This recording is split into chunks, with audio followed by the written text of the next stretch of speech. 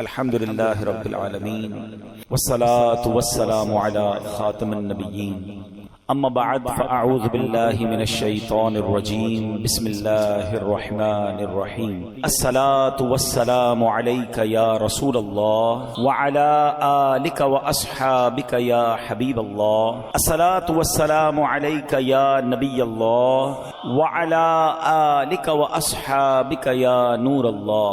درود پاک پڑھنے کے بے شمار فضائل و برکات ہیں۔ فرمان آخری نبی صلی اللہ تعالی علیہ وسلم، جس نے مجھ پر ایک بار درود پاک پڑھا اللہ پاک اس پر 10 رحمتیں نازل فرماتا ہے۔ جس نے 10 بار درود پاک پڑھا اللہ کریم اس پر 100 رحمتیں نازل فرماتا ہے، اور جس نے 100 بار درود شریف پڑھا اللہ کریم اس کی دونوں آنکھوں کے درمیان لکھ دیتا ہے کہ یہ بندہ نفاق اور جہنم کی آگ سے آزاد ہے، اور اسے قیامت کے دن شہیدوں کے ساتھ رکھے گا۔ 100 بار درود پاک، اور انعام کتنا بڑا ہے۔ دنیا کا دستور ہے کام زیادہ تو مزدوری زیادہ، محنت زیادہ تو آمدنی زیادہ ہیں۔ یہاں کم کام کرو تو پیسے تھوڑے ملتے ہیں، مگر میرے رب کی شان دیکھیں، عمل تھوڑا کرتے ہیں اجر زیادہ عطا فرماتے ہیں۔ پھر بھی ہم درود پاک پڑھنے میں اگر سستی کریں تو یہ ہماری کوتاہی ہے۔ براہ کرم بڑی رات ہے، نیت کریں کہ انشاءاللہ روزانہ کثرت کے ساتھ درود پاک پڑھیں گے۔ آئیے مل کر محبت کے ساتھ با آواز بلند درود پاک پڑھ لیں۔ صلو علی الحبیب صلی اللہ تعالی علی محمد صلی اللہ علیہ وسلم۔ تفسیر عزیزی میں ہے، ایک بار ہمارے پیارے آقا مکی مدنی مصطفیٰ صلی اللہ تعالی علیہ وسلم نے پچھلی امتوں کی، ہم سے پہلے جو امتیں آئیں، ان کی لمبی لمبی عمروں کے بارے میں جب غور فرمایا، اور اپنی امت کی عمر تھوڑی، نبی پاک کی امت کی عمر اتنی زیادہ نہیں ہے، جب اس عمر کی طرف توجہ فرمائی صلوات والسلام کا دل شفقت سے بھر آیا۔ آپ یہ سوچ کر غمگین ہو گئے کہ اگر میری امت ساری زندگی خوب خوب نیکیاں بھی کرے پھر بھی پچھلی امتوں کی نیکیوں تک نہیں پہنچ سکے گی، تو قلب مصطفیٰ علیہ الصلوۃ والسلام کو گویا دلاسا دینے کے لیے، راحت پہنچانے کے لیے اللہ رب العالمین نے آپ کی امت کو لیلۃ القدر کا تحفہ عطا فرمایا۔ قرآن کہتا ہے بسم اللہ الرحمن الرحیم انا انزلناہ فی لیلۃ القدر وما ادراک ما لیلۃ القدر لیلۃ القدر خیر من الف شہر تنزل الملائکۃ والروح فیہا باذن ربہم من کل امر سلام ہی حتی مطلع الفجر۔ ترجمہ کیا ہے؟ اور تجھے کیا معلوم کہ شب قدر کیا ہے؟ شب قدر 1000 مہینوں سے بہتر ہے۔ انا انزلناہ فی لیلۃ القدر، ہم نے قرآن کو لیلۃ القدر میں نازل کیا، اور تمہیں کیا معلوم لیلۃ القدر کیا ہے؟ شب قدر 1000 مہینوں سے بہتر ہے۔ اس میں فرشتے اور جبرائیل اترتے ہیں اپنے رب کے حکم سے ہر کام کے لیے، وہ سلامتی ہے صبح چمکنے تک۔ تو یاد رہے کہ یہ جو رات ملی ہے نا، یہ نبی پاک علیہ الصلوۃ والسلام کی خوشی کے لیے، پیارے آقا کو راضی کرنے کے لیے رب نے آپ کی امت کو یہ رات عطا فرمائی۔ ہاں، مولانا حسن رضا خان صاحب کیا خوبصورت بات لکھتے ہیں، بہت پیارا شعر ہے۔ آپ لکھتے ہیں جتنا میرے خدا کو ہے میرا نبی عزیز، جتنا میرے خدا کو ہے میرا نبی عزیز، کونین میں کسی کو نہ ہوگا کوئی عزیز، کونین میں کسی کو ہوگا نہ کوئی عزیز۔ آگے لکھتے ہیں جو کچھ تیری رضا ہے خدا کی وہی خوشی، جو کچھ تیری خوشی ہے خدا کو وہی عزیز۔ تو ایسی شان ہے ہمارے آقا علیہ الصلوۃ والسلام کی، تو جہاں اس رات کے لیے ہم نے اپنے رب کا شکر ادا کرنا ہے، وہاں نبی پاک علیہ الصلوۃ والسلام کا بھی شکریہ ادا کرنا ہے کہ انہوں نے ہماری فکر کی۔ کتنے شفیق ہیں آقا کہ ہماری عمریں تھوڑی تھیں، ہم پیچھے رہ جاتے۔ پیارے آقا تو نیکوں کے سردار ہیں نا، ان کو تو کوئی فرق نہیں پڑنا تھا، امت پیچھے نہ رہ جائے۔ محبوب پاک کے دل پر غم طاری ہوا، اور اللہ نے اس دل کو غم سے بچانے کے لیے ہمیں ہر سال یہ رات عطا فرما دی۔ اچھا اب اس رات ہوتا کیا ہے؟ انشاءاللہ جیسے میں نے کہا کہ بہت بڑے بڑے اولیاء کرام، علماء کرام، امام اعظم ابو حنیفہ رضی اللہ تعالیٰ عنہ، ان کا قول یہ ہے کہ لیلۃ القدر 27ویں شب ہوتی ہے، مغفرت کی رات ہے، رحمت کی رات ہے، وہ رات ہے جو 1000 مہینوں سے بہتر ہے، سلامتی کی رات ہے۔ حضرت عبداللہ ابن عباس رضی اللہ تعالیٰ عنہ سے روایت ہے کہ سرکار دو عالم صلی اللہ تعالیٰ علیہ وسلم نے فرمایا جب شب قدر آتی ہے تو اللہ پاک کے حکم سے حضرت جبرائیل علیہ السلام ایک سبز جھنڈا لیے فرشتوں کی بہت بڑی فوج کے ساتھ زمین پر نزول فرماتے ہیں، اس سبز جھنڈے کو کعبہ شریف پر لہرا دیتے ہیں۔ میں رک جاتا ہوں، موضوع کچھ اور ہے، مگر آپ نے دیکھا ہم ہر بیان میں کچھ نہ کچھ عشق رسول کی بات بھی کرتے ہیں، کوئی ایک بات انڈرسٹینڈ بھی کرتے ہیں۔ کون جھنڈا لہرا رہا ہے؟ جبریل امین۔ فرشتے کوئی بھی کام اللہ کی مرضی کے بغیر نہیں کرتے، معصوم ہے نا۔ اور جھنڈا کون سا لہرا رہے ہیں؟ کون سے کلر کا ہے؟ سبحان اللہ، اب سمجھداروں کے لیے اشارہ کافی ہے۔ پرچم لگانا، وہ بھی سبز پرچم لگانا اور مبارک ساعتوں میں لگانا، یہ فرشتوں کا طریقہ، یہ اللہ کے حکم سے ہوتا ہے۔ مبارک ہو ان کو جو نبی پاک کی ولادت میں اور آقا کی خوشی میں پرچم لہراتے ہیں۔ ایک اور بات بتا دوں، حدیثوں میں یہ بھی مضمون موجود ہے کہ قیامت کے دن بھی نبی پاک کو پرچم عطا کیا جائے گا، اور وہ پرچم اتنا بڑا ہوگا جو سینکڑوں میل تک، روایتوں میں لکھا کہ گھڑ سوار ہارس رائڈر گھوڑا دوڑاتا رہے، جتنا راستہ طے کرے گا اتنا بڑا وہ پرچم ہوگا۔ تو میں کبھی کبھی اس وقت میں سوچنے لگا کہ یہ پرچم کیا کام کرے گا، اتنا بڑا پرچم۔ تو جو حج پہ گئے نا انہیں پتا ہے کہ جب 25-30 لاکھ کا کراؤڈ ہوتا ہے نا تو اپنا خیمہ ڈھونڈنے کے لیے خیمے کے اوپر بلون لگائے جاتے ہیں، بڑے بڑے غبارے ہوتے ہیں یا پرچم ہوتے ہیں، نشانی ہوتی ہے، ہمیں دور سے پتہ چل جاتا ہے یار ہمارا خیمہ وہاں پر ہے۔ ایسا ہی نا جب زیادہ کراؤڈ ہو تو لوکیشن پہچاننے کے لیے اپون دا اسکائی، اونچائی پہ کوئی چیز لگائی جاتی ہے، ٹھیک ہے۔ اب قیامت میں کراؤڈ کتنا ہوگا؟ ابھی تو 25-30 لاکھ حج میں ہوتے تو لگ پتا جاتا ہے، قیامت میں 800 کروڑ لوگ تو اس وقت دنیا میں ہیں، 8 ارب، یہ بھی سارے ہوں گے، اور حضرت آدم سے لے کر قیامت تک جتنے ہوں گے وہ سب ہوں گے، اب اربوں خربوں لوگ ہوں گے۔ ہم پیارے آقا کو کیسے تلاش کریں گے کہ کہاں ہے نبی پاک؟ ہم گناہگار تو پتہ نہیں کہاں ہوں گے۔ پتہ ہے اس پورے سینیریو کو مولانا حسن رضا خان صاحب برادر اعلیٰ حضرت نے ایک شعر میں بڑا خوبصورت بیان کیا ہے۔ وہ شعر پتہ ہے کیا ہے؟ وہ کہتے ہیں مقام خسرو دین دور کے غلاموں کو، یعنی نبی پاک کا جو مقام ہے، پیارے آقا کا کہاں قیام ہے، نبی پاک کہاں جلوہ فرما ہے، اگر کوئی دور بھی ہے تو اس کو کیسے پتہ چلے گا؟ مقام خسرو دین دور کے غلاموں کو لوائے حمد کا پرچم بتا رہا ہوگا۔ تو آقا کا پرچم دیکھ کر پرچم والے پہچان جائیں گے، چلو چلو میرے آقا وہاں پر ہیں۔ ایک روایت کے مطابق ان فرشتوں کی تعداد، آپ کو پتہ ہے کتنے فرشتے آتے ہیں؟ فرمایا ان فرشتوں کی تعداد روئے زمین کی کنکریوں سے بھی زیادہ ہوتی ہے، یعنی پوری دنیا میں جتنے کنکر ہیں نا، انسان تو چھوڑ دیں، ان کنکریوں کی تعداد سے زیادہ فرشتے زمین پر نازل ہوتے ہیں، اور یہ سب سلام و رحمت لے کر نازل ہوتے ہیں۔ حدیث پاک میں آتا ہے حضرت جبریل علیہ الصلوۃ والسلام کے 100 بازو ہیں، جن میں سے وہ صرف 2 بازو کھولتے ہیں آج کی رات، اور فرمایا 2 بازو مشرق و مغرب میں پھیل جاتے ہیں۔ پھر حضرت جبریل علیہ الصلوۃ والسلام فرشتوں کو حکم دیتے ہیں کہ جو کوئی مسلمان رات نماز یا ذکر اللہ میں مصروف ہو اس سے سلام اور مصافحہ کریں۔ ہاں، فرشتے مصافحہ کریں گے مسلمانوں سے، جو نماز میں ہوگا، جو عبادت میں ہوگا، اور ان کی دعاؤں پر آمین کہو۔ فرشتوں کو آرڈر کیا ہے کہ لیلۃ القدر جتنے مسلمان عبادت کر رہے ہیں ان سے سلام مصافحہ کرنا ہے، ان کی دعاؤں پر آمین کہنا ہے، اور فرشتے یہ عمل جاری رکھتے ہیں، اور یہ عمل صبح تک جاری رہتا ہے۔ سلام ہی حتی مطلع الفجر، یہ صبح صادق تک جاری رہتا ہے۔ لیلۃ القدر رات سونا نہیں ہے، کچھ اور نہیں، بس دعائیں مانگی جائیں، اللہ سے عرض کرنا ہے، جھولی پھیلانی ہے، مغفرت طلب کرنی ہے، پھر نہیں پتا کہ زندگی میں یہ موقع آئے گا کہ نہیں آئے گا۔ مانگ لو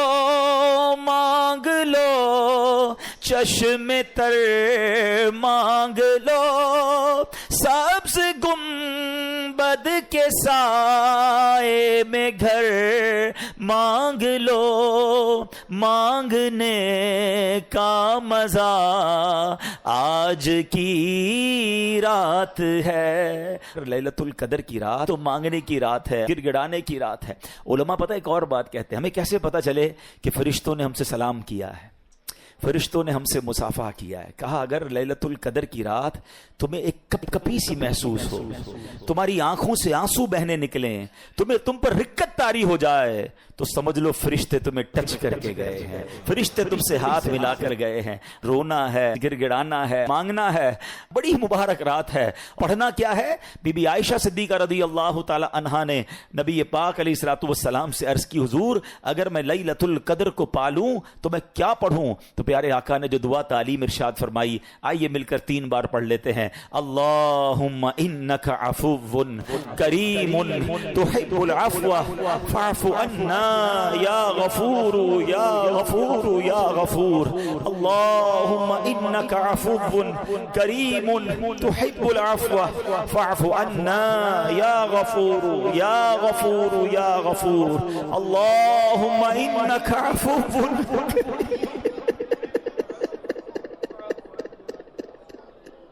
فاعف عنا یا غفور یا غفور۔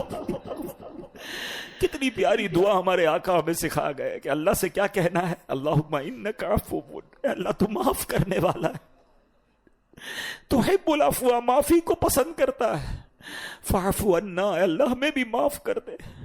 بہت امید ہے، بہت امید ہے، وہ بڑا کریم ہے، اس کی رحمت یہی تو چاہتی ہے ہم بخشے جائیں۔ یہ کیوں ہمیں رمضان ملا، یہ کیوں عشرہ رحمت آیا، یہ کیوں عشرہ مغفرت آیا، جہنم سے آزادی کا عشرہ۔ آپ دیکھیں تو صحیح رحمت کا پلان کیسا ہے کہ کہیں نہ کہیں میرے بندوں کی بخشش ہو جائے، کبھی تو کوئی ایسا کام کر لے کہ اس کی بخشش ہو جائے۔ پھر لیلۃ القدر بھی عطا فرما دی اس مہینے میں۔ روایتوں میں آتا ہے رمضان کی ہر افطار کے وقت 10 لاکھ 1 ملین گناہ گار جہنم سے آزاد کیے جاتے۔ اور پھر رمضان میں جمعہ آتا ہے تو فرمایا ہر گھڑی 10 لاکھ گناہ گار آزاد کیے جاتے ہیں۔ لیلۃ القدر تو 1000 مہینوں سے بہتر ہے۔ ایک اور رات جس کو ہم مس کر جاتے ہیں، مجھے آج اس پر بھی بات کرنی ہے، اور وہ رات ہے، وہ ہے لیلۃ الجائزہ۔ یہ کون سی رات ہے؟ یہ آنی ہے چاند رات۔ ہاں، اس کو مس کر جاتے ہیں ہم۔ یہ بڑی کمال کی رات ہے۔ جائزہ کس کو کہتے ہیں؟ عربی میں جائزہ کہتے ہیں انعام کی رات ہے یہ رات ہے۔ اللہ کریم فرشتوں سے فرماتا ہے، فرشتوں بتاؤ اس مزدور کے بارے میں کیا کہتے ہو جس نے مزدوری پوری کی؟ فرشتے کہتے ہیں یا اللہ مزدور کو مزدوری تو پوری ملنی چاہیے۔ اللہ فرماتا ہے میرے فرشتوں گواہ ہو جاؤ، میں نے ان سب کی مغفرت فرما دی۔ یعنی لیلۃ الجائزہ میں حدیثوں میں مضمون ملتا ہے کہ پورے مہینے میں جتنے بخشے جاتے ہیں نا، اس پورے مہینے کی کاؤنٹنگ کے مطابق صرف اس ایک رات میں بخشش ہوتی ہے۔ مگر بدقسمتی سے ہوتا یہ ہے کہ چاند دکھتے ہی لوگ مسجدوں سے غائب ہو جاتے ہیں۔ پتہ نہیں کیا ہو جاتا ہے۔ اس بار ایسا نہیں کرنا، خدا کے واسطے ایسا مت کرنا، یہ انعام کی رات ضائع مت کرنا۔ مغرب کے بعد چاند دکھ جائے تو عشاء پڑھنے بھی لوگ نہیں آتے۔ ہم زبان سے تو نہیں کہتے، مگر ہم پریکٹیکلی میسج پتہ کیا دیتے ہیں کہ اے شیطان جب تک تو بند تھا نا تب تک ہم رحمان کے بندے تھے، جب تک ہم اللہ کی مان رہے تھے، جیسے ہی تو آزاد ہوا اب ہم نے اللہ سے تعلق چھوڑا، اب ہم تیرا ویلکم کریں گے، اب تیری باتیں مانیں گے۔ ہم کیا کرتے ہیں؟ ہم کیوں رب کو ناراض کر بیٹھتے ہیں؟ ارے اللہ نے اتنا دیا، اتنی رحمتیں، اتنی برکتیں، اتنی اسپرچویلٹی، اتنی روحانیت ملی آپ کو، کیا 2-4 دن میں ہی ختم کر دو گے؟ ایسا مت کرنا۔ بہت رمضان ہم نے ایسا کیا ہے۔ اس بار آ گئے ہو نا رحمت کے گھر میں، اس بار آ گئے ہو نا اللہ کی بارگاہ میں، اب جڑ جاؤ، اب واپس مت جانا۔ خود بتاؤ کتنا لطف ہے۔ اس طرح کا لطف کہیں اور دنیا میں ملتا ہے کہ کریم پتہ ہے کدھر بیٹھے ہیں؟ اس وقت میں اور آپ کریم کے گھر میں بیٹھے، رحمان کے گھر میں بیٹھے ہیں، اور انشاءاللہ وہ کریم ہمیں اسی طرح اپنی بارگاہ میں جنت میں بیٹھنا بھی نصیب فرمائے گا۔ یہ ہم ہیں جو اسے چھوڑ کر چلے جاتے ہیں، اس کی رحمت تو بلاتی ہے، ہم ہیں جو بھاگ جاتے ہیں، ہم ہیں جو دور ہو جاتے ہیں۔ ارے ایسا سکون کہاں ہے دنیا میں؟ مجھے بتاؤ نا۔ میں جانتا ہوں آپ میں سے بہت سارے وہ لوگ ہیں جو 5 اسٹار ہوٹلز میں، 7 اسٹار ہوٹلز میں، بزنس کلاس میں، پتہ نہیں کیا کیا ٹریول آپ نے کیا ہوگا۔ اپنے دل سے پوچھ کر بتاؤ اس وقت جو آپ کے دل پر سکون طاری ہے دنیا میں کہیں اور؟ ہاں، مکے مدینے میں آتا ہے، نماز میں آتا ہے، عبادت میں آتا ہے، اللہ کے گھر میں یہ سکون آتا ہے۔ پھر ہم کیوں چلے جاتے ہیں؟ پلیز اس مبارک رات اللہ سے کچھ وعدے کر کے جانا ہے۔ اس مبارک رات ہمیں رب سے پکی دوستی کر کے جانا ہے۔ وہ پتہ ہے کتنی رحمت والا ہے اور اس کی رحمت کتنی بڑی ہے۔ آئیے میں آپ کو ایک واقعہ سناتا ہوں۔ آپ کو پتا ہوگا کہ حضرت حمزہ نبی پاک علیہ الصلوۃ والسلام کے چچا ہیں، ہیں سید الشہداء، اور یہ اتنے عزیز چچا ہیں. اگر حضرت حمزہ رضی اللہ تعالیٰ عنہ سے نبی پاک کا جو لیول آف لو اور رسپیکٹ اور کنیکشن تھا نا وہ کچھ اور تھا. اب ہم عمر بھی تھے، نبی پاک کی عمر اور آپ کی عمر میں اتنا فرق بھی نہیں تھا. اچھا آپ کو شہید کیا گیا اور وہ شہید بھی بڑی بے دردی سے کی اور آپ کا کلیجہ چبایا گیا اور کا طویل داستان ہے. مگر آپ کو ٹارگٹ کر کے جو شہید کرنے والا تھا نا وہ کون تھا پتہ ہے؟ اس کا نام تھا وحشی. ٹھیک ہے، اب نبی پاک علیہ الصلوۃ والسلام کا دل دیکھیں، پیارے آقا کی براڈ مینٹالٹی دیکھیں اور اللہ کی رحمت دیکھیں. نبی پاک علیہ الصلوۃ والسلام نے وحشی کے پاس ایک قاصد بھیجا. اس واقعے کے کچھ عرصے کے بعد ایک میسنجر بھیجا اور کہا کہ جاؤ وحشی کو اسلام کی دعوت دو. دشمن، چچا کو قتل کرنے والا، مگر دل دیکھیں کہ یہ بھی کسی طرح اسلام میں آ جائے. اب ذرا نیگوشیشن دیکھیے گا. ہونا کیا چاہیے؟ لاجک یہ کہتی ہے کہ بندہ کہے یار مجھ جیسے گناہگار کو اتنی بڑی آفر، چلو یار اسلام قبول کر لیتا ہوں. مگر وحشی نے عجیب سا جواب دیا. وہ کہتے ہیں کہ آپ یہ کہتے ہیں، اپنے نبی کو کہو کہ آپ تو یہ کہتے ہیں کہ جس نے کسی جان کو قتل کیا، اللہ کا شریک ٹھہرایا، زنا کیا، تو قیامت کے دن اس کے لیے تو عذاب دگنا کر دیا جائے گا اور وہ ہمیشہ اس میں رہے گا. میں نے تو یہ سارے کام کیے ہیں، تو کیا میرے لیے کوئی رخصت ہے؟ مطلب یہ ساری لسٹ تو میں نے کر کے بیٹھا ہوا ہوں. اسلام کی دعوت جاری ہے اور وہ اپنی طرف سے ڈیمانڈ کریٹ کر رہا ہے. تو نبی پاک علیہ الصلوۃ والسلام نے جب یہ پیغام سنا نا تو اللہ کریم کی طرف سے قرآن کی یہ آیت نازل ہوتی ہے. دیکھو میرا رب کیسا رحیم ہے. ارشاد ہوتا ہے الا من تاب وآمن وعمل صالحا. ترجمہ کیا ہے؟ مگر جو توبہ کرے اور ایمان لائے اور اچھا کام کرے. یعنی اللہ بخش دیتا ہے اسے جو توبہ کر لے، ایمان لے آئے اور اچھے کام کرے. تو جب یہ دوبارہ آیت بھیجی گئی کہ دیکھو اللہ نے آیت نازل کر دی ہے، اگین قاصد جاتا ہے کس کے پاس؟ وحشی کے پاس، کہ اللہ کی طرف سے یہ میسج آ گیا ہے. تو وحشی کہتا ہے یہ شرط تو بڑی سخت ہے، ممکن ہے میں اس پہ عمل نہ کر سکوں، ٹھیک ہے ایمان لے آؤں گا، مگر بعد میں اچھے کام نہ کر سکوں تو پھر میرے لیے کیا حکم ہوگا؟ اس کے علاوہ کوئی رخصت ہے؟ کوئی اور میرے لیے فلیکسیبلٹی ہے؟ اللہ اکبر. آپ دوبارہ اگر شاید سینیریو میں جو سمجھانا چاہ رہا ہوں کہ نیگوشیشن کس سے ہو رہی ہے؟ جس نے پہلے ہی بہت زیادہ ہرٹ کیا ہوا ہے، جس نے پہلے ہی بڑی ان کو معاف کر دینا ہی بڑی بات تھی، مگر نیگوشیشن ہو رہی ہے. وہ کہتے ہیں اور کوئی رخصت ہے؟ میں کیسے اچھے کام کروں؟ ضروری تو نہیں اچھے کام کروں، نہیں بخشا گیا پھر مارا جاؤں گا. تو اب جب نبی پاک علیہ الصلوۃ والسلام کے پاس یہ میسج پہنچتا ہے تو قرآن کی ایک اور آیت نازل ہوتی ہے. بے شک اللہ اسے نہیں بخشتا جس نے اس کے ساتھ کفر کیا، اور کفر سے نیچے جو کچھ ہے اللہ جسے چاہے معاف کر دیتا ہے. یعنی کفر نہ ہو، شرک نہ ہو، اللہ جسے چاہے معاف کر دیتا ہے. اگین یہ آیت وحشی کے پاس بھیجی گئی. دیکھو ایک اور پیغام آ گیا، ایک اور میسج، ایک اور فلیکسیبلٹی. ہائے ہائے ہائے. پتہ کیا کہتا ہے؟ کہتا ہے اس میں بھی تو ایک آپشن ہے نا، اللہ جسے چاہے بخش دے. کیا پتہ میری مغفرت نہ ہو؟ کوئی اور رخصت ہے تو بتائیں. سوچ رہے ہیں ہم بات؟ اب انڈرسٹینڈ کر رہے ہیں کیا نیگوشیشن کا لیول ہے؟ کوئی اور بات ہے تو بتائیں. اس پہ بھی تو رب نے یہی فرمایا نا اللہ جسے چاہے بخش دے. ہو سکتا ہے میری بخشش نہ ہو، میں نہ بخشا جاؤں، پھر کیا ہوگا؟ اللہ اکبر. ابھی بھی مجھے شبہ ہے جب یہ میسج گیا نا تو اب قرآن کی ایک اور آیت نازل ہوتی ہے. ہائے ہائے ہائے، میں رب کی عطا پر قربان جاؤں، رب کی رحمت پر قربان جاؤں. ارشاد ہوتا ہے، اب اس کا ترجمہ سنو اور ایمان تازہ کر لو. فرمایا تم فرماؤ اے میرے وہ بندوں جنہوں نے اپنی جانوں پر زیادتی کی، اللہ کی رحمت سے نا امید نہ ہو، بے شک اللہ سب گناہ بخش دیتا ہے، بے شک وہی بخشنے والا مہربان ہے. وحشی کہتے ہاں اب مجھے اطمینان ہو گیا، اب مجھے ریلیکس ہو گیا. اللہ اکبر. وہ کلمہ پڑھ کر مسلمان ہو گئے. اے میرے پیارے اسلامی بھائیوں، اب ذرا سوچئے، آپ کو پتا ہے حضرت وحشی کو اب رتبہ کیا مل گیا؟ ایمان لائے نا. کس کی بارگاہ میں آ کر؟ نبی پاک کی بارگاہ میں آ کر. اللہ کے نبی کو ایمان کی حالت میں دیکھا. صرف اسلام نہیں ملا، صرف مغفرت کی گارنٹی نہیں ملی، بلکہ حضرت وحشی کو صحابی ہونے کا درجہ بھی مل گیا. اب ہم ان کے نام کے ساتھ حضرت وحشی رضی اللہ تعالیٰ لکھیں کیونکہ وہ اسلام لے آئے اور اسلام لانے کے بعد پچھلے سارے گناہ معاف ہو جاتے ہیں. اللہ اکبر. مگر ایک اور کمال پتہ ہے کیا ہوا؟ جب یہ سب کچھ ہو گیا نا تو اب ایک صحابی رسول نے عرض کی حضور یہ حکم صرف وحشی کے لیے ہے؟ یہ جو آفر تھی یا قرآن کی آیتیں نازل ہوتی گئیں، کیا یہ حضرت وحشی کے لیے یہ ہے یا سارے مسلمانوں کے لیے ہے؟ سنو میرے آقا فرماتے ہیں یہ تمام مسلمانوں کے لیے ہے.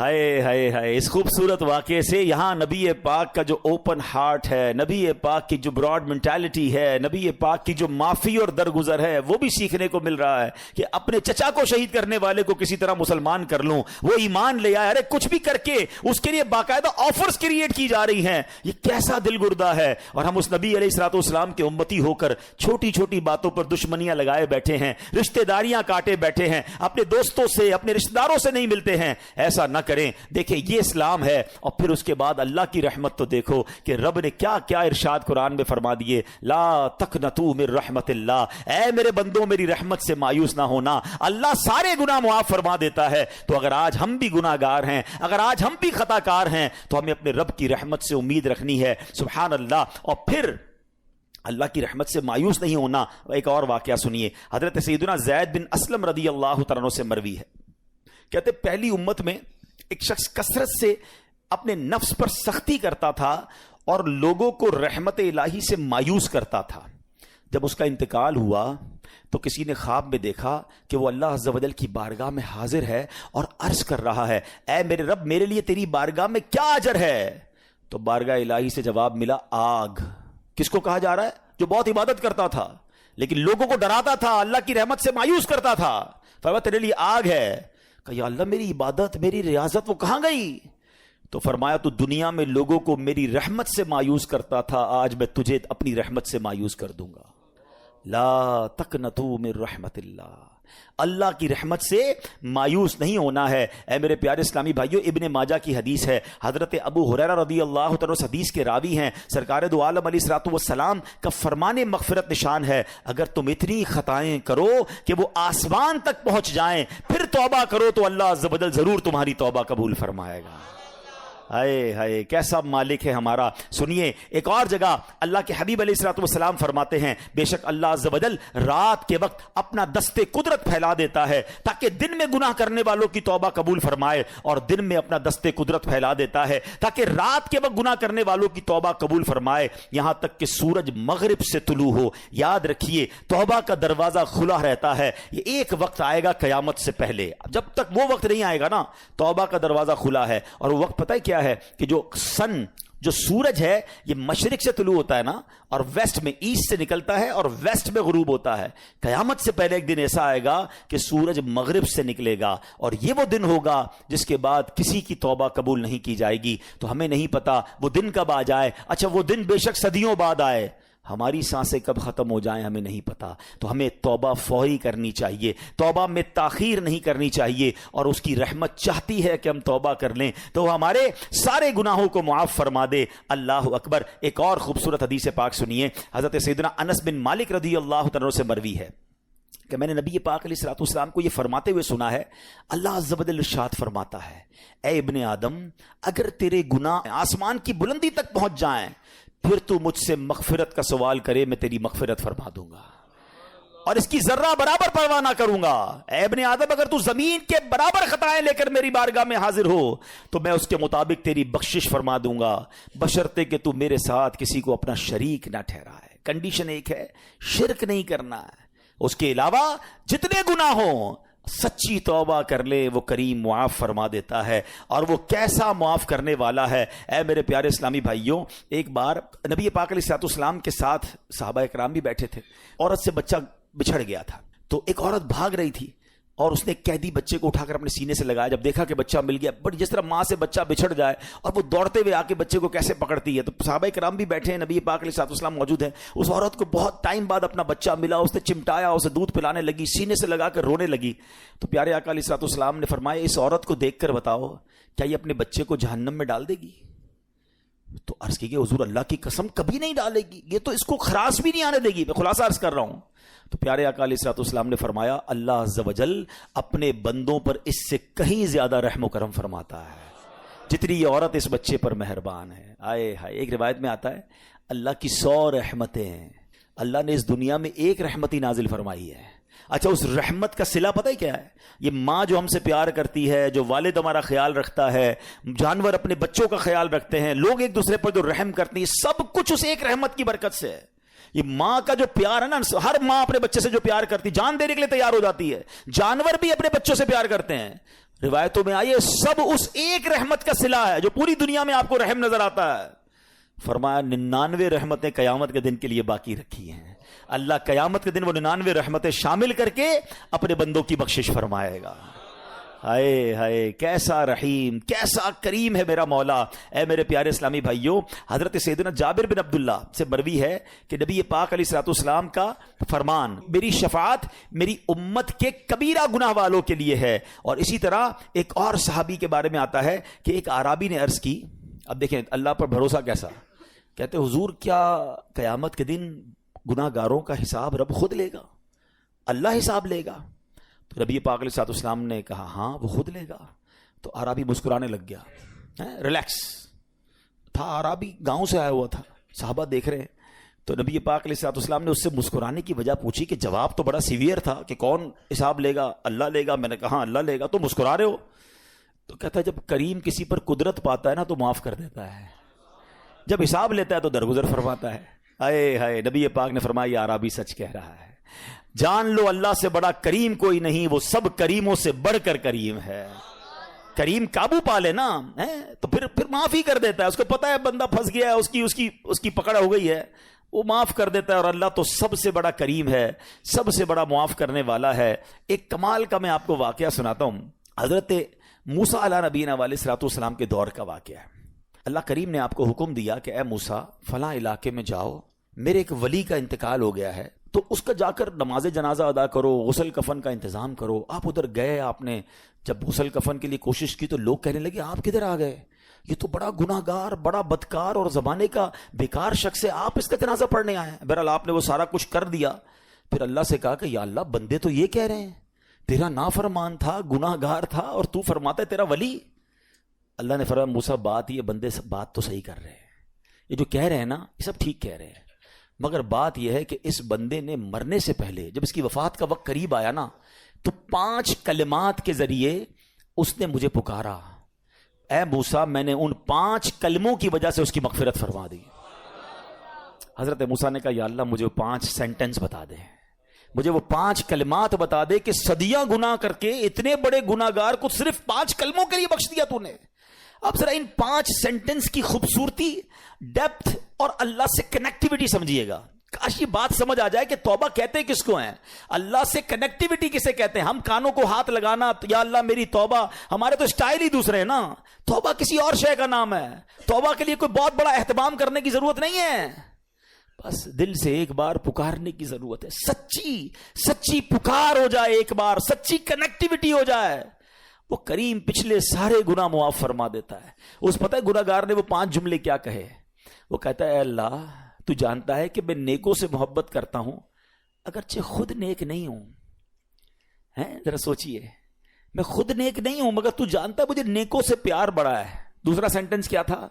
یا اللہ تو جانتا ہے میں گناہ گاروں سے بغض رکھتا ہوں، فاسقوں سے بغض رکھتا ہوں حالانکہ میں خود گناہ گار ہوں. سمجھ رہے بات کو؟ اپنے گناہوں کا اعتراف، اقبال جرم ہے. بندے کو کہو تو گناہ گار، بولتا ہے میں کدھر گناہ گار بھائی، مجھ سے بڑا تو نیکی کوئی. ہم تو پہلے یہی ماننے کے لیے تیار نہیں کہ میرے گناہ کتنے ہیں. اللہ کی بات دنیا سے چھپا لو، اللہ سے چھپتا نہیں کچھ. ادھر اقبال کریں، ادھر مانیں، ایکسپٹ کریں. ہاں دنیا کی عدالت میں اگر ہم کہیں جا کے اپنا جرم ایکسپٹ کر لیں سزا سنائی جاتی ہے. سبحان اللہ، میرے رب کی رحمت کے انداز ہی نرالے ہیں، اس کی عدالت کے دستور نرالے ہیں. کوئی سچے دل سے جا کے مان لینا یا اللہ میں سب سے بڑا گناہ گار، اس کی رحمت اس کی بخشش فرما دیتی ہے. اس نے کہا کیا کہا؟ یا اللہ ہوں بڑا گناہ گار، میں گناہ گاروں سے نفرت رکھتا ہوں مگر مولا خود بھی گناہ گار ہوں. تیسرا جملہ کیا تھا؟ یا رب اگر مجھے معلوم ہو جائے نا کہ میرے جنت میں داخل ہونے سے تیری ملکیت میں کوئی کمی آ جائے گی تو پھر میں تیری جنت کا کبھی تجھ سے سوال نہیں کروں گا، کیونکہ مجھے پتا ہے تیری جنت بہت بڑی ہے. مجھے داخل کر کے تیرا کچھ بھی نہیں جانا، تیرا کچھ نہیں جانا، میرا بیڑا پار ہو جانا ہے. تو پھر میں تجھ سے کیوں نہ مانگوں؟ مجھے بخشنے میں تیرا کیا جائے گا؟ تو کریم، تیری جنت بہت بڑی، تیری رحمت بہت بڑی. تو یا اللہ مجھے اگر یہ معلوم ہو جائے کہ مجھے جنت میں داخل کرنے سے تیری ملکیت تھوڑی ہو جائے گی پھر میں جنت نہیں مانگوں گا. چوتھا سینٹنس کیا تھا؟ یا رب اگر مجھے معلوم ہو جائے کہ میرے جہنم میں داخل ہونے سے تیری ملکیت میں اضافہ ہو جائے گا تو میں جہنم سے تیری پناہ بھی نہیں مانگوں گا. اگر جہنم میں ڈالنے سے تیری ملکیت میں، تیرے ملک میں اضافہ ہو رہا ہے تو پھر مجھے ڈال دے جہنم میں راضی ہوں، مگر مجھے پتا ہے کہ مجھے جہنم میں ڈالنے سے تیری ملکیت میں کوئی اضافہ نہیں ہوگا، تو ویسے ہی مالک ہے، تو ویسے ہی خالق ہے، سب کچھ تیرا ہے۔ اور آخری جملہ سنیے، وہ کیا کہتا ہے؟ یا رب اگر تو مجھ پر رحم نہیں کرے گا تو پھر کون کرے گا؟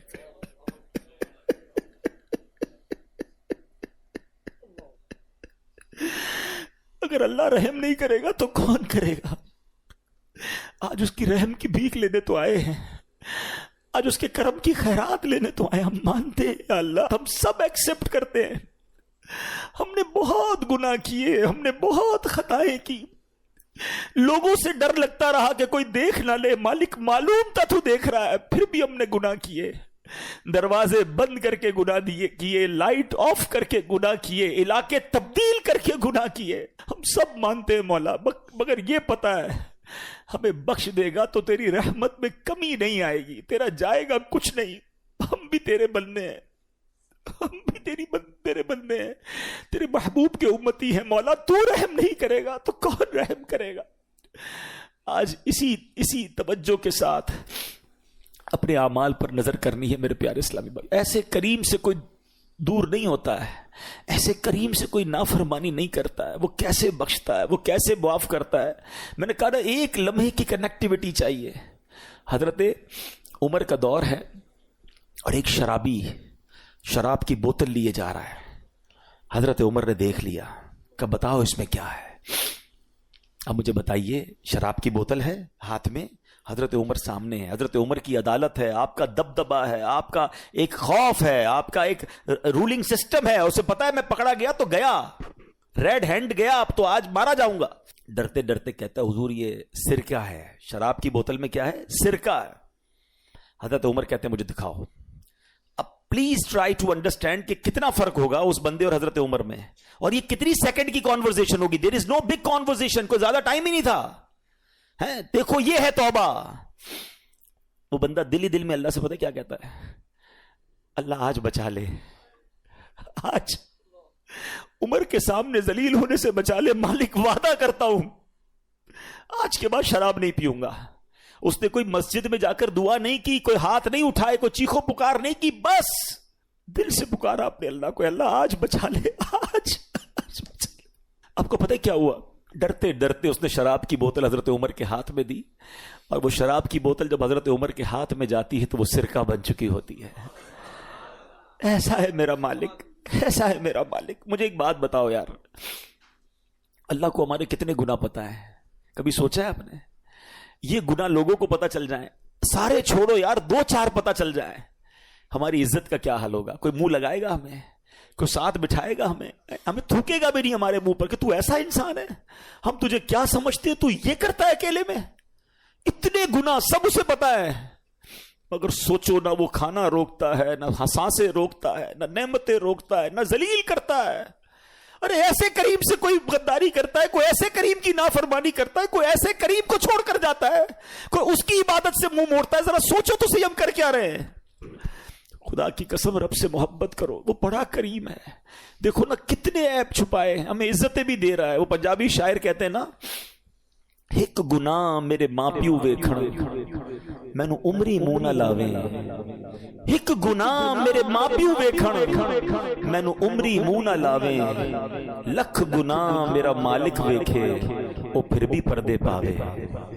دنیا میں 1-2 خطائیں ہو جائیں، باپ باپ گھر سے نکال دیتے ہیں، ایسا نافرمان بیٹا نہیں چاہیے۔ اللہ کو تو سب پتا ہے نا۔ میرے پیر و مرشد لکھتے ہیں نا اپنے کلام میں، تجھے تو خبر ہے میں کتنا برا ہوں، تجھے تو خبر ہے میں کتنا برا ہوں، تو عیبوں کو میرے چھپایا الہی، تو عیبوں کو میرے چھپایا الہی، بنا دے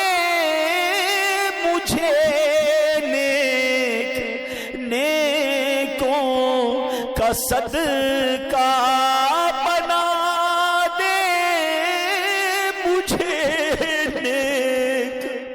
نیکوں کا صدقہ، گناہوں سے مجھ کو بچایا الہی، گناہوں سے مجھ کو بچایا الہی۔ مل کر پھر شب قدر کی دعا، اللہم انک عفو کریم تحب العفو فاعف عنا یا غفور یا غفور۔ اللہم انک عفو کریم تحب العفو فاعف عنا یا غفور یا غفور یا غفور۔ اللہم انک عفو کریم تحب العفو فاعف عنا یا غفور یا غفور یا غفور۔ پتہ ہے وہ کیسا کریم ہے؟ آئے میں آپ کو بخاری شریف کی حدیث سناتا ہوں۔ حضرت سیدنا ابو ہریرہ رضی اللہ تعالیٰ عنہ سے مروی ہے کہ جناب رسول اللہ صلی اللہ علیہ وسلم کا فرمان ہے، میرا بندہ جب کوئی گناہ کر لیتا ہے پھر کہتا ہے اے میرے مولا میں نے گناہ کر لیا ہے مجھے معاف کر دے، تو اللہ فرماتا ہے میرا بندہ جانتا ہے کہ اس کا کوئی رب ہے جو گناہ معاف بھی کرتا ہے اور پکڑ بھی لیتا ہے، اے فرشتوں گواہ ہو جاؤ میں نے اپنے بندے کو بخش دیا۔ پھر جتنا رب چاہتا ہے وہ ٹھہرا رہتا ہے، پھر اسے گناہ ہو جاتا ہے، پھر عرض کرتا ہے یا الہی میں نے گناہ کر دیا ہے بخش دے۔ اللہ فرماتا ہے میرا بندہ یہ جانتا ہے اس کا کوئی رب ہے جو معاف بھی کرتا ہے اور گناہ پر پکڑ بھی لیتا ہے، فرشتوں گواہ ہو جاؤ میں نے اپنے بندے کی بخشش فرما دی ہے۔ اللہ فرماتا ہے، حدیث کے الفاظ ہیں، بندہ جتنی دیر رب چاہتا ہے وہ ٹھہرتا ہے، پھر گناہ ہو جاتا ہے، پھر کہتا ہے یا اللہ گناہ ہو گیا ہے، اے اللہ معاف کر دے۔ اللہ فرماتا ہے میرا یہ بندہ جانتا ہے اس کا کوئی رب ہے جو گناہ معاف بھی کرتا ہے پکڑ بھی لیتا ہے، اے فرشتوں گواہ ہو جاؤ میں نے اپنے بندے کی بخشش کر دی ہے، اب جو چاہے کرے۔ معافی مانگنے والا اس کو اتنا پسند ہے۔ پلیز اے میرے پیارے اسلامی بھائیوں، آج بدل کے جانا ہے۔ ہم نے پہلے بھی کئی رمضان گزارے ہیں، کئی بار توبہ بھی کی ہے، یہ آنسو پہلے بھی بہے ہیں، مگر کیا وجہ ہے کہ جب رمضان جاتا ہے ہم پھر گناہوں میں پڑ جاتے ہیں، حرام دیکھتے ہیں، حرام سنتے ہیں، حرام بولتے ہیں، کئی حرام کماتے ہیں۔ خدا کے واسطے یہ نہ کریں، ہمیں نہیں پتا ہم کتنا جئیں گے۔ نوجوان نظر آ رہے ہیں، کیا جوان نہیں مرتے؟ کیا صرف بوڑھا ہی مرتا ہے؟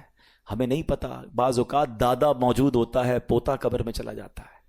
پچھلے رمضان میں کئی لوگ ہمارے ساتھ تھے، اس بار نہیں ہیں، کیا پتا اگلے رمضان میں ہم نہ ہوں، ہم قبر میں ہوں۔ اللہ نے پتہ ہے کیا کیا ہے ہمارے ساتھ، آپ کو اندازہ ہی نہیں ہے۔ میرے رب نے ہم پر اتنی بڑی مہربانی کی ہے کہ ہمیں ایک بار پھر مغفرت کا موقع دے دیا ہے، پھر رمضان دے دیا، پھر لیلۃ القدر دے دی، پھر اپنے گھر میں بلا لیا۔ یار اس سے بڑا کیا احسان ہوگا؟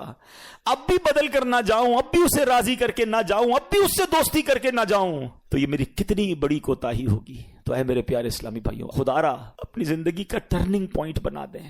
کب تک گناہ کرتے رہیں گے؟ کب تک اللہ کو ناراض کرتے رہیں گے؟ کب تک نمازیں قضا کریں گے؟ کب تک حرام کمائیں گے؟ یار ہمیں نہیں پتا، ہم چلے جائیں گے، یقین کرو چلے جائیں گے، ہم یہاں نہیں رہیں گے، زیادہ عرصہ نہیں رہیں گے، سب نے جانا ہے، مگر جدھر جانا ہے نا اس کو روشن کر لو۔ مجھے بتاؤ ان اچھے بیڈ رومز اور نرم گدوں کا کیا فائدہ کہ دنیا میں تو شاندار لگژری گھر بنا لیے، قبر میں آگ اور بچھو انتظار کر رہے ہو۔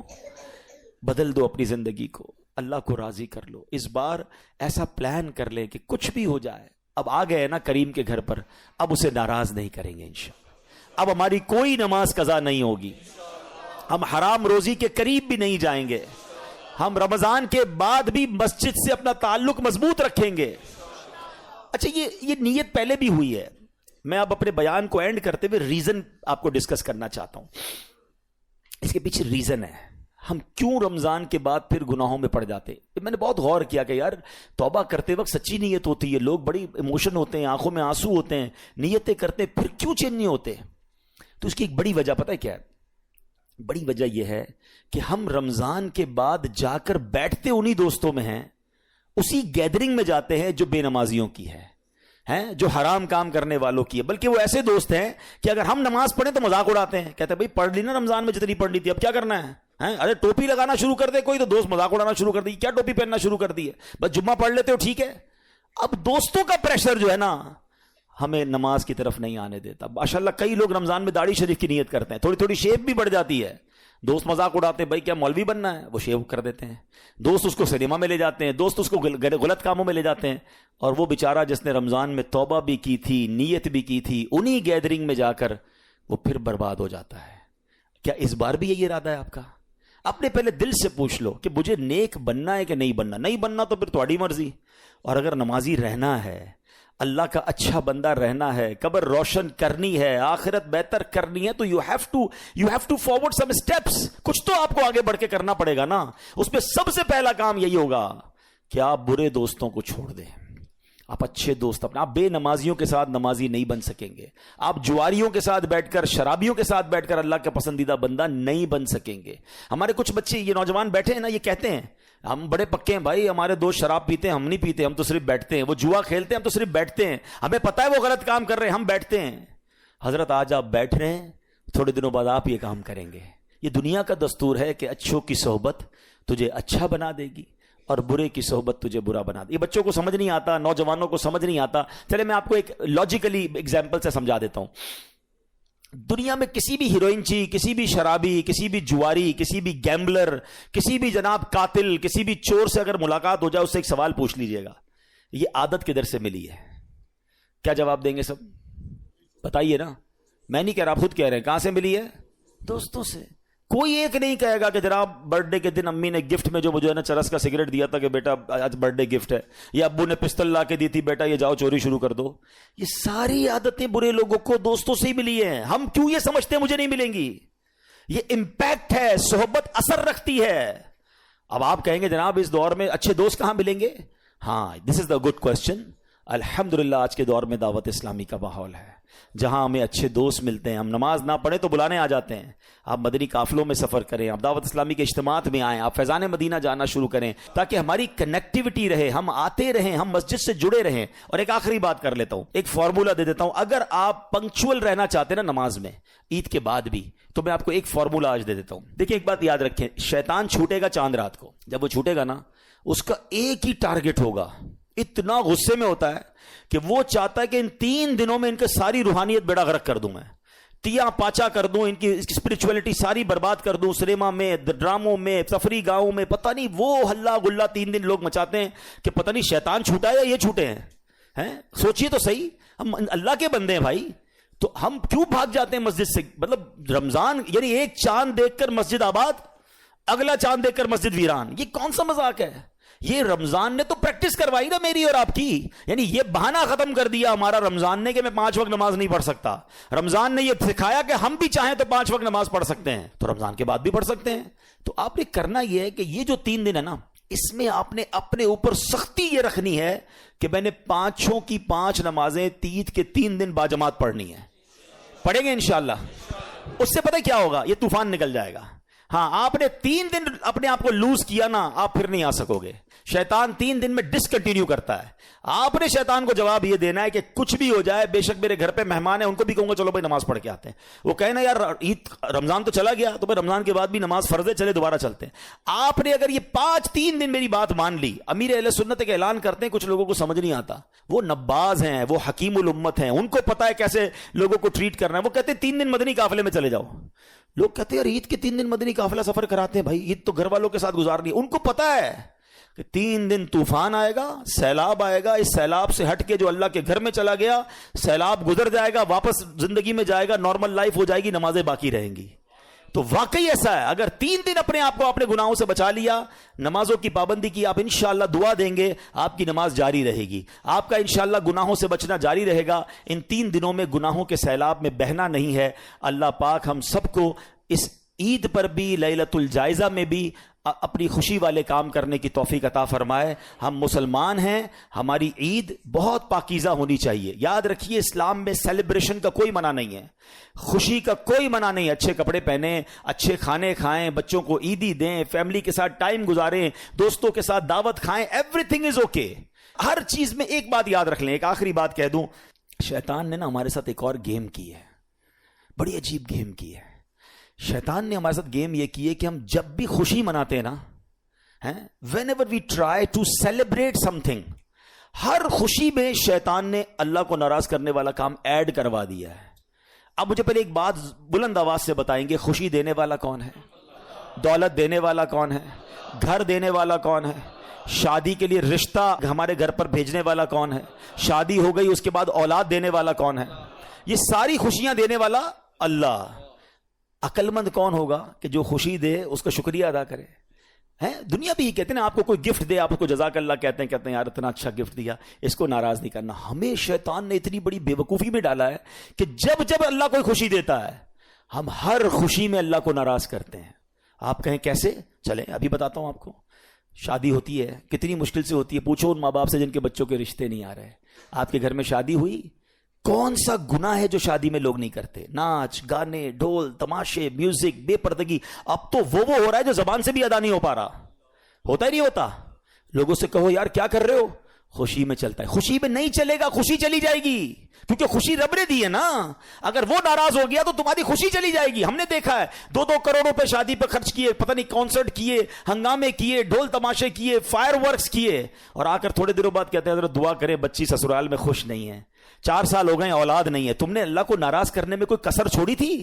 قرآن کہتا ہے لئن شکرتم لازیدنکم، تم میرا شکر ادا کرو میں تمہیں اور عطا کروں گا.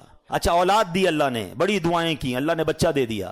بچے کی برتھ ڈے میں کیا کرتے ہیں؟ کیا قرآن خوانی نہیں ہو سکتی؟ کیا نعت خوانی؟ کون کہتا ہے کیک نہ کاٹیں بھائی، کیک کھلائیں دوستوں کو، بلائیں فیملی کو، لیکن اس میں ڈھول تماشا کدھر سے آ گیا؟ میوزک کدھر سے آ گیا؟ بے پردگی کیوں شامل کی؟ ہمیں اندازہ ہی نہیں ہے ہم اللہ کو کیسے ناراض کر رہے ہیں. ہر خوشی پہ اللہ نے نیا گھر دیا، نئے گھر کی پارٹی کرنی ہے، دوستوں کو بلانا ہے، ادھر بھی ناچ گانے کرنے ہیں، ادھر بھی جوا ہونا ہے. اچھا جناب نیا بزنس شروع ہو رہا ہے. مجھے تو یہ سمجھ نہیں آتا کہ تمہیں نیا پلازا شروع کرنے کے لیے، نیا بزنس شروع کرنے کے لیے میوزیکل شو رکھنے کی کیا ضرورت ہے؟ کیا لڑکیاں دکھا کر میوزک دکھا کر تمہارے اپارٹمنٹ بکیں گے؟ کیا آپ کا شاپنگ سینٹر ناچ گانے کے بغیر شروع ہی نہیں ہو سکتا؟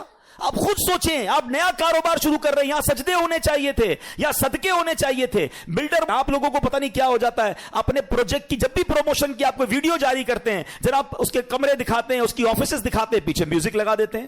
ہر بندہ آپ کی ویڈیو دیکھے گا، آپ کو حرام کا گناہ ملے گا. آپ رب کو ناراض کر رہے ہیں، کیا وہاں کوئی اچھا سا کلام لگا دیں؟ یعنی عقل نہیں ہے کہ ہم ہر خوشی میں، ہر اسٹارٹ اپ میں ہر بار اپنے رب کو ناراض کر رہے ہیں، اور پھر ہم کہتے ہیں ہماری نعمتوں کو نظر لگ گئی، کاروبار ٹھپ ہو گیا، بچے خوش نہیں ہیں. ہم نے کسر کیا چھوڑی ہے؟